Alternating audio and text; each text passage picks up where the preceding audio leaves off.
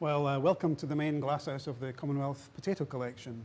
Here we have about 1,500 plants that we're growing specifically to rejuvenate seed so that we can put that back in store and give it out to researchers or breeders that need it for their various purposes.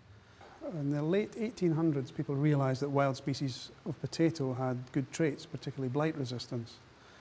And that this was an invaluable thing to use to improve stocks of cultivated potatoes.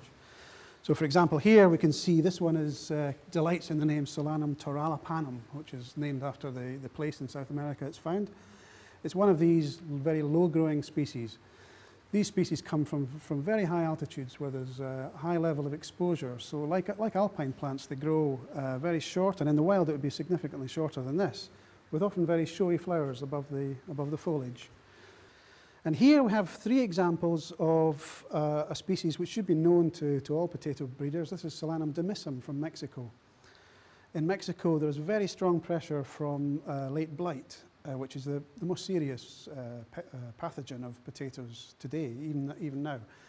And then the need for the resistance that this species carries was the driver originally back in the early part of last century to go out and collect this material.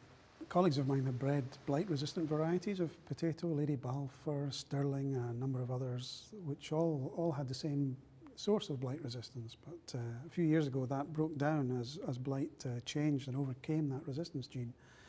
So that means we've had to go back again into the CPC and look for more sources of blight, and this time, hopefully, sources of resistance that are going to be more durable.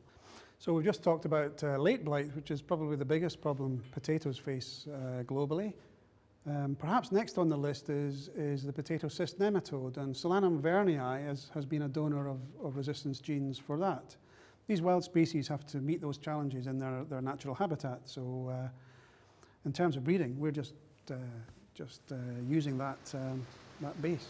We're well aware that potato is a crop that uses a large amount of water. In the wild species in the collection, and also in some of the cultivated species we have adaptation to a very wide range of environments. So that's another line of research that's becoming quite a strong one for us now, improving potatoes for the kinds of environments we may be facing in the future.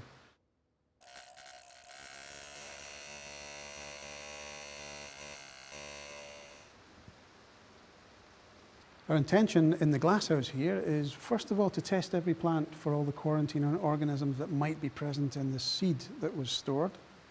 Then we rejuvenate it to seeds. So we're producing fruits here. Then at the end of the season, we'll extract seeds from those fruits, dry the seeds, clean them, packet them, and put them in our cold store. This is the medium-term cold store. 4 degrees, 10% relative humidity. Keeps the seed dry to maybe 5–6% moisture. So come on in. We can store the seed in paper packets and have the seed remain very, very dry.